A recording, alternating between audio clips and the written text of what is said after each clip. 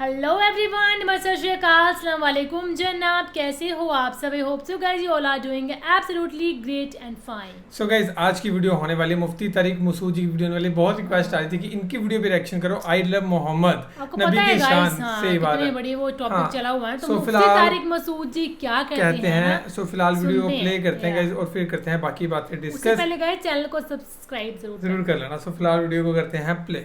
एक यतीम जो ना लिखना जानता है ना पढ़ना जानता है, अरब के एक ऐसे माहौल में पैदा हुआ जहां एजुकेशन का नामो निशान नहीं है। और अभी आपको एक छोटी सी रियासत भी पूरी तरह नहीं मिली मदीना की, उसमें भी चारों तरफ आपके दुश्मन। मस्जिद नबवी जितनी बड़ी है ना, अब पूरा मदीना नबी के दौर में इससे छोटा था।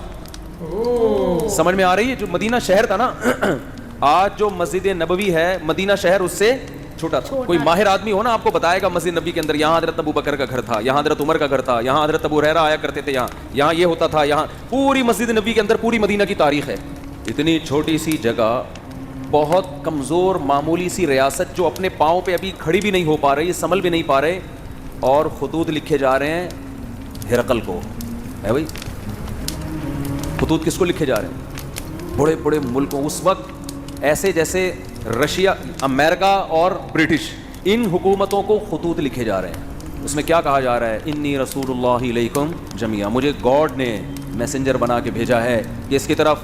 आप कहते हैं जब अल्लाह को अल्लाह कहा जाएगा तो गॉड क्यों कह रहे हो फिर बार बार? गॉड इसलिए क्योंकि ये लफ्ज़ गोरों के लिए भी एक्सेप्टेबल है ना। भाई गॉड को तो वो भी मानते हैं ना, अल्लाह को नहीं मानते। गॉड को तो मानते हैं ना, तो इसलिए मैं गॉड का लफ्ज़ इस्तेमाल कर रहा हूँ। अब मैं आपसे एक बात अर्ज़ कर रहा हूँ कि दुनिया में इससे बड़े सफ़ीर की कोई मिसाल मिल नहीं सकती, जो दावा भी कर रहे हैं अल्लाह की तरफ से तमाम इंसानों का रसूल, और उस दावे पर अमल भी करके दिखा रहे हैं। बड़े बड़े बादशाहों को खतूत लिख रहे हैं। बाज़ बादशाहों ने जब आपका ख़त देखा तो उसे फाड़ दिया। आपने फरमाया अल्लाह इसके इसी तरह टुकड़े करेगा जिस तरह इसने मेरे ख़त को फाड़ा है। आप कह सकते हैं भाई किसी के ख़त को फाड़ने पर इतनी बड़ी बद्दुआ कैसे दी जा सकती है? बात यह है कि दावा जितना बड़ा हो, उस दावे का इनकार भी उतना ही बड़ा जुर्म होता है। उसके ज़िम्मे लाजिम था, क्योंकि नए पैगंबर का लोग इंतज़ार कर रहे थे। लोगों को यकीन था कि हज़रत ईसा इब्न मरियम आखिरी नबी नहीं है। ईसाई भी इंतज़ार कर रहे थे, यहूदी भी इंतज़ार कर रहे थे। ऐसे मौके पे अगर कोई दावा करे तो दावा सुनते ही उसको फाड़ डालना, ये अल्लाह से दुश्मनी लेने के मुतरादिफ है। इसलिए रसूलुल्लाह सल्लल्लाहु अलैहि वसल्लम ने फरमाया, ला यस्मउ बी अहदुम मिन हादिहिल उम्मा यहूदियन काना औ नसरानियन थुम्मा लम युमिन बिल्लज़ी उरसिलतु बिही इल्ला दखलन नार।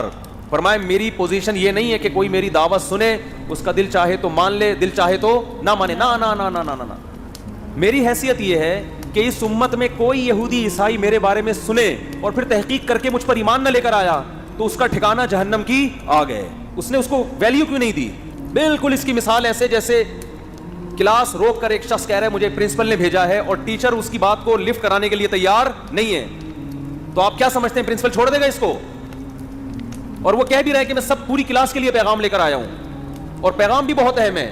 आज लिबरल लोग एतराज करते हैं ना, ये क्या बात है, मोहम्मद सल्लल्लाहु अलैहि वसल्लम पर कोई ईमान न लेकर आए तो जहन्नम में जाएगा। इतनी इतनी सी बातों पे जहन्नम, यानी वो कहते हैं ना ये लोग जरा जरा सी बात पे कहां फेंक रहे होते हैं, जहन्नम में डालिए। भाई इतनी सी बात है नहीं, क्योंकि दावा ये कि मुझे खुदा ने भेजा है। अब आपके जिम्मे है कि आप तहकीक करो कि ये अपने दावे में झूठे हैं या सच्चे।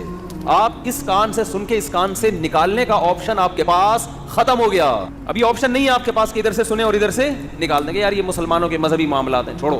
आप कह सकते हैं कि क्या दलील है आपके पास कि मोहम्मद इब्ने अब्दुल्लाह सल्लल्लाहु अलैहि वसल्लम इस दावे में सच्चे थे? क्या दलील है आपके पास? हम कहते हैं 1400 साल पहले जो आपकी नबूवत के बरहक होने के दलाइल थे वो तो थे, वो लोगों ने अपनी आंखों से देखे। 1400 साल के बाद जो आपके बरहक होने के दलाइल हैं वो पहले से भी ज्यादा है, वो उससे भी ज्यादा है। अगर खुदा मोहम्मद सल्लल्लाहु अलैहि वसल्लम को मैसेंजर बना के भेजता और ये ना कहता कि ये आखिरी पैगंबर हैं, तो खुदा के ज़िम्मे मोहम्मद सल्लल्लाहु अलैहि वसल्लम की तालीमात की हिफाजत बोलो नहीं थी।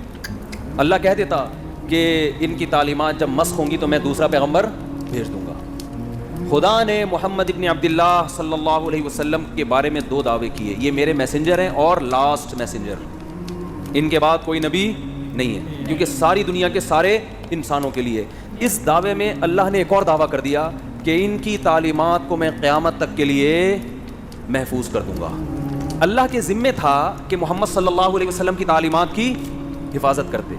ये हिफाजत खुद इसकी दलील है کہ محمد صلی اللہ علیہ وسلم لاسٹ میسنجر آف گاڈ ہیں، ورنہ کسی یتیم جو نہ لکھنا جانتا ہو نہ پڑھنا جانتا ہو، اس کی تعلیمات کی اللہ کی قسم اسباب کی دنیا میں ایسی حفاظت کا انتظام اس زمانے میں تو ممکن ہی نہیں تھا، ناممکن، اور اس زمانے میں بھی اتنا پروٹوکول ملنا کسی کو ممکن نہیں ہے. سو گائز یہ تھی ویڈیو، یہ تھا بھائی واقعہ. یہ کہنا تھا کہ جب پروفٹ محمد تھے اس دھرتی پہ تب اس ٹائم پہ ان کے دشمن تھے، تو آج کل تو آپ پوچھیں مت نا، آج کل ڈبل دشمن ان کے ہو چکے ہیں نا. ہاں ہم نے تو اس ٹائم پہ بھی دیکھی ہیں، بہت سی ویڈیوز دیکھی ہیں محمد صاحب کے لیے، دیکھیے بہت سارے دکھ جھیلے، اور کتنے دشمن تھے جب وہ ابھی انہوں نے اعلان ہی کیا تھا اپنی نبوت کا، اس ٹائم پہ بھائی کتنا کچھ ہوتا تھا ان کے ساتھ، نا اپنی فیملی کے بندے ہی، بہت سی چیزیں تھی.